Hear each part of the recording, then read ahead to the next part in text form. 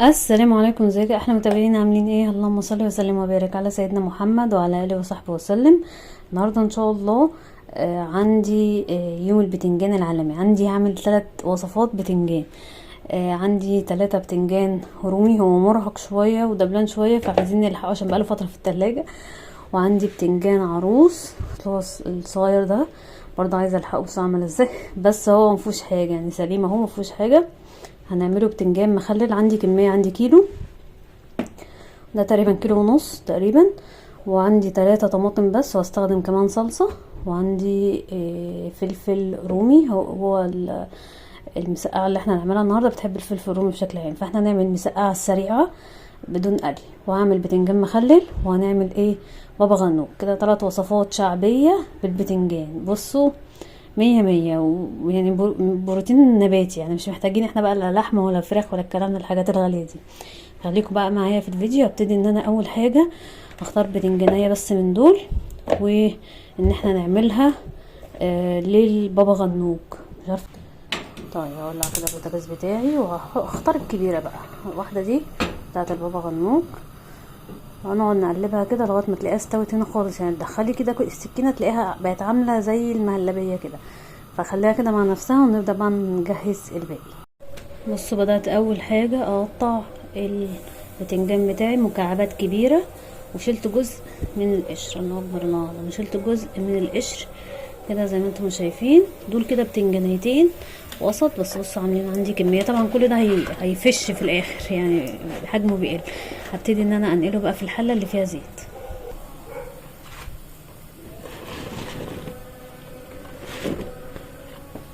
تمام، هسيبه بقى لغايه ما يدبل. احط عليه بس شويه ملح، شويه ملح كده حلوين. واحط عليه شويه فلفل اسود. ممكن تحطي ملح، بس انا عايزه الفلفل الاسود اوي كده. تمام، وهبتدي ان انا تديله كده تقليبه في الزيت، بس لسه ما سخنش. تديله تقليبه كده لغايه ما يدبل، وانا احضر بقى بقيه الفراخ بقيه الخضار بتاعي. بالنسبه للبتنجانيه دي انا عماله اقلب فيها، وهتلاقوها لما بتستوي بتلاقيها بطقت كده، القشره طقت. شايفين بدات تطرى اهي؟ شايفين؟ بقعد اقلب فيها لانها قلبوزه، فبقعد اقلب فيها كده من جميع الجهات عشان تستوي من جوه، بس بقى ما تتحرقش. هي كده خلاص. شايفين بتطلع بخار ازاي؟ بس اقعدي قلبي فيها كده لغايه عشان ما تتحرقش معاكي. هجهز بقى بقيه الخضار.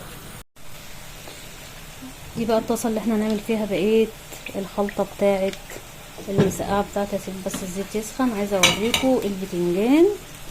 بصوا نزل ميه ازاي، بصوا عامل زي المهلبيه اهو. حطي فيه كده عامل زي المهلبيه كده بالظبط. نزل ميه كتير قوي.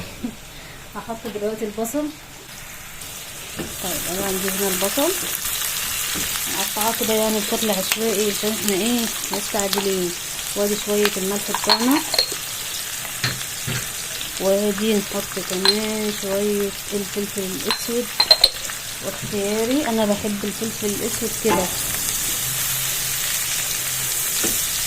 هبتدي ان انا اقلب. 6 فلفل رومي، مسقعه عز اول فلفل رومي، ده فلفل رومي بلدي. عايزه احط الوان، عندي الوان بس انا حابه احط البلدي بقى النهارده. مسقعه عز اول فلفل رومي. فكتري لها فلفل رومي، او ممكن تحطي بطاطس، بس تحطي بطاطس سلقه نص سلقه او مقليه. لما يدبل هنزل بقطع الطماطم، مش هعمل عصير طماطم، هحط قطع طماطم. طيب انا هنا بقى نسينا نحط اهم حاجه اللي هو الثوم، وهحط بعد كده الطماطم. اقلب بس كده.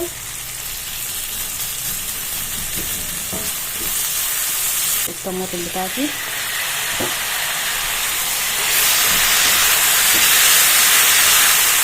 احط معلقتين صلصه، شويه سكر. مش هتأثر على الطعم بقى، متقلقوش خالص. هقلب دي بس عشان هو حبة الصلصة اللي على المعلقة دول. هبتدي احط بقية التوابل بتاعتي. هزود ملح،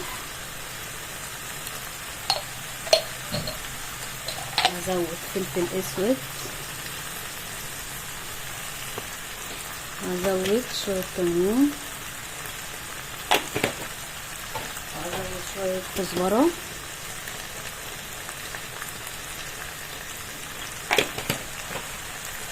وهزود شوية شطة بسيط، ونبتدي نقلب. هبتدي ان انا بقى انزل البتنجان بتاعي.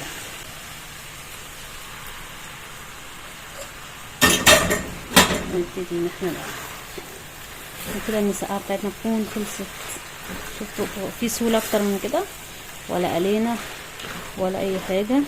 حبه زيت هنا وحبه زيت اللي هم بتوع البتنجان بس، مضفناش زيت كتير ولا قلي كتير. ونسيبهم كده يشكشكوا مع بعض شويه، يشكشكوا اللي هو يغلوا مع بعض يعني هنا بقى نبدا نعمل بابا غنوج. زي ما انتم شايفين عندي هنا البتنجانيه عماله بتطلع في ميه، وهبتدي ان انا احاول اشيل.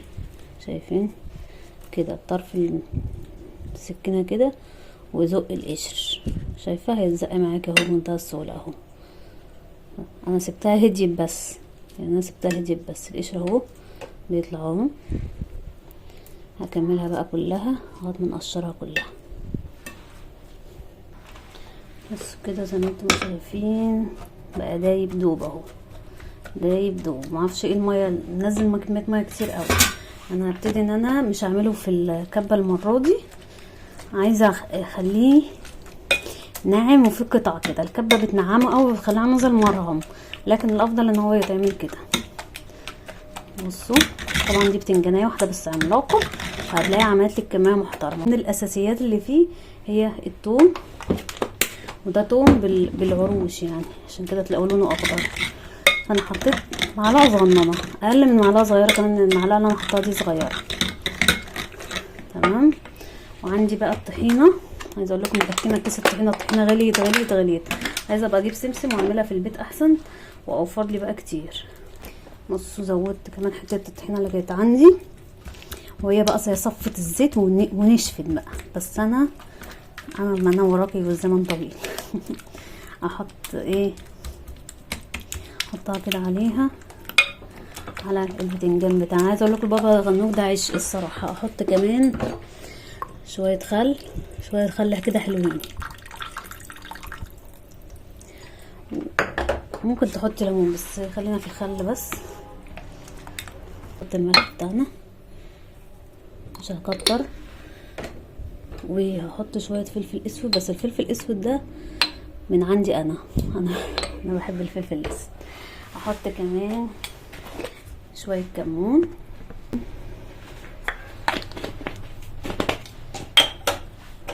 واحط كمان شويه كزبره.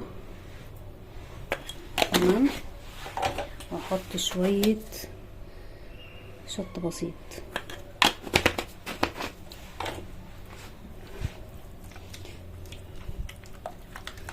لو عندك خضره حطي، بس انا ما عنديش خضره الصراحه. عندك خضره حطي. كده البابا غنوج تاني حاجه كده خلصت معانا. بس ايه تاني بقى؟ هنعمل البتنجان المخلل. بصوا بقى البتنجان العروس عندي بشيل الراس بتاعته وابتدي ان انا افتحه فتحه، او يمكن ما تفتحوش فتحه كبيره زي ما انا فتحها كده، شقيه شقه بسيطه. لو هتسلقيه مش هيتشق، هتفتحيه بعد ما يتسلق. تمام. هشقيه شقه بس كده بسيطه، وشيلي الراس بتاعته. انا عملت الكميه كلها دي كيلو. بصوا هحط شويه زيت، مش شرط زيت غزير خالص لان احنا كده بنقلب.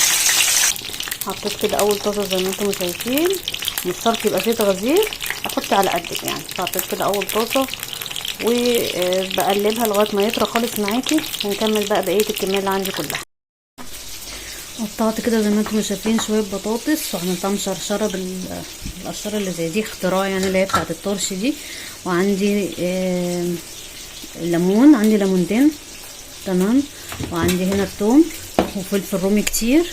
وهعمل بقى في الكبه، عايزه تدقيه في الهون زي ما كنا بنعمل زمان، دقيه وملح وفلفل وكمون وكزبره وشويه شطه بسيطه. ممكن الفلفل ده تعمليه حراق، بس انا مش عايزاه حراق الصراحه. نبدا ان احنا نديله كده ضرب.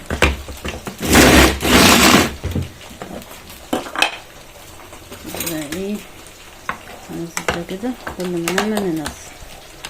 عشان في حاجات بتبقى كبيرة ما بتتخلطش. هبتدي ان انا احط له شوية الثوم ممكن بسيط، وهبتدي ان انا احط له شوية خل،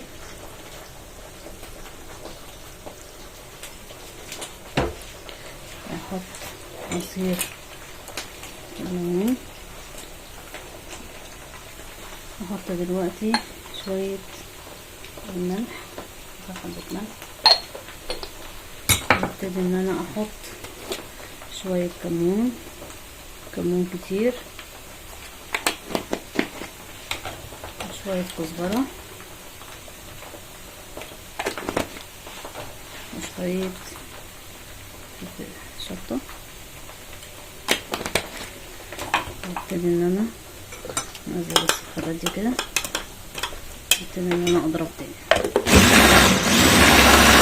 كده زي ما انتم شايفين. بصوا عامله ازاي، جميله قوي. وهبتدي بقى نحشي بيها الخلطه بتاعتنا. بصوا زي ما انتم شايفين انا بحطها كده في سله وتحتها طبق، ونبتدي ان احنا بقى ايه نحشي الخلطه بتاعتنا دي كده. رحيب وهو لسه سخن، حطي حته زي ما انتم شايفين. ده كده البتنجان المخلل بتاعنا، شايفين عامل ازاي. ممكن مع الخلطه تحط طماطم، ودي بقت الخلطه اللي بقيت نحطها في كده في علب ايكيا، وتخش كده ايه للفريزر على طول. هحط انا بقى هنا على البطاطس، عملت البطاطس اللي هي بصوا عامله ازاي، تبقى حلو قوي للاولاد. الاولاد ايه تشجعهم على الاكل، انت عندك اولاد يعني تشجعهم على الاكل. كده شويه ملح، واحط شويه كاري كده عليه من فوق.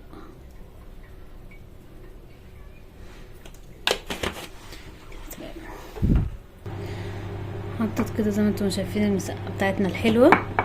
حطيت البتشنجان زي ما انتم شايفين، ودي كانت السفرة المتواضعة بتاعتي. ادي البطاطس والبابا غنوج والمسقعة السريعة والبتنجان المخلل، وكمان العيش البلدي، وكنت عاملة عصير جوافة، وادي المية. ودي كده سفرتنا. ممكن بقى تحط ترشي، تقطع شوية طماطم كده وفوقيها شوية كمون. تنفع او فطار يوم الجمعة، فطار اي يوم ينفع، عشاء كمان خفيف. فيا رب يكون الفيديو النهاردة عجبكم، وان شاء الله بقى اشوفكم في فيديو جديد. متنسوش اهم حاجة تدعموني باللايك والشير والسبسكرايب، واي استفسار او تعليق اكتبولي تحت في التعليقات. يلا السلام عليكم.